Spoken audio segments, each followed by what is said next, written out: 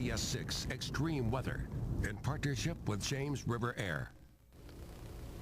These are images you may never forget. The tornado in Colonial Heights in April flipped cars and ripped roofs right off buildings. Without a doubt, one of the most extreme storms to hit Central Virginia in a long time.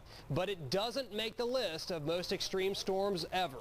We just showed you numbers 6 through number 2 of the most extreme weather to ever hit the Commonwealth. Now it's time for number 1.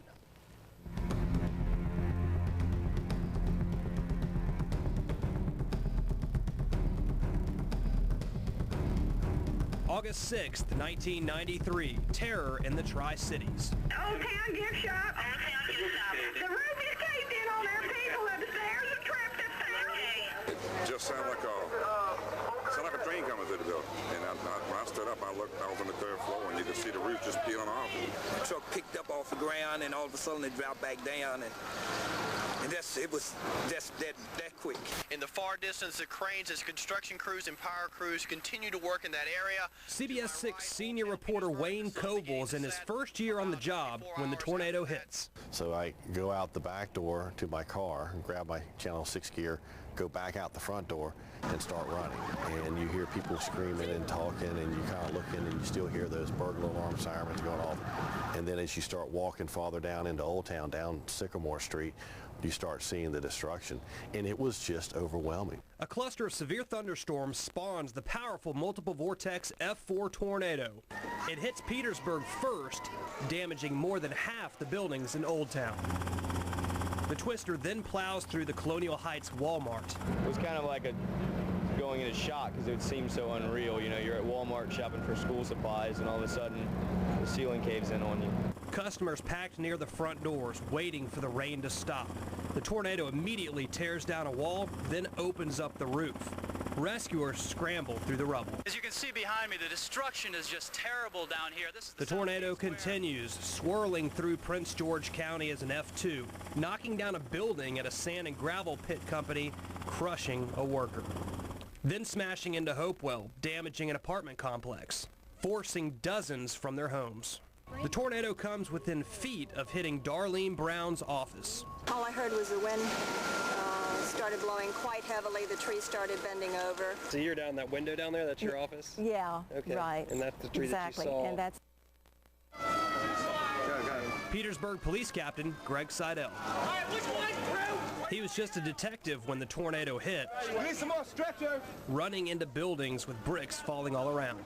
The wires were still shaking. The signs literally were still falling as I came in the car.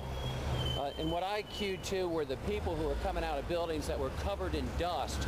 So I went to those buildings. Whether it was tin off the roof or bricks in the street or... Walking through Old Towne Petersburg with storm survivors, you get the sense the 1993 tornado took more than lives that day.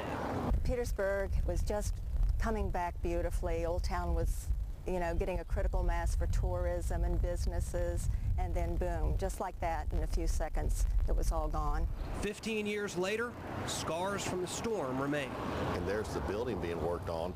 It's been 15 years since the tornado hit, and one of the last buildings is just now under construction to get rehabbed. The most powerful tornado in Virginia's history is on the ground 20 minutes, killing 4 people, injuring more than 230, and doing $50 million in damage during its 12-mile rampage.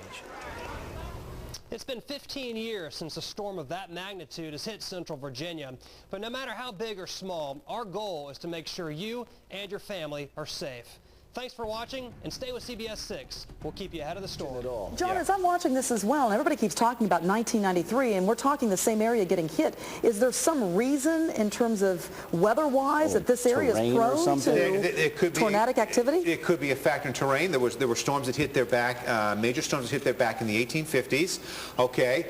May 1990, it was either an F2 or an F3 that came down River Road and through Matoke and stuff, hit Wal-Mart, okay? Then, of course, we had the storm in August 6, 1993, and you have to remember, when the Wal-Mart was hit, the storm was much weaker. It was the first F4, which, of course, now they use the EF scale. And we're looking at video now. The first F4, when it went through downtown Petersburg, this damage that you see right through here was only F2 damage as a result of the storm. Wow. The storm was much weaker tweaker by the time it had crossed the Appomattox River and come over Pocahontas Island that hit the Wal-Mart there. Now, my question, of course, we were talking, the Wal-Mart no longer exists there. The Wal-Mart's down to the south. And that's the Sam's Club. I'm wondering if there's any damage to the Sam's Club, because that would be the third time that specific spot has been hit in 18 years. That is amazing.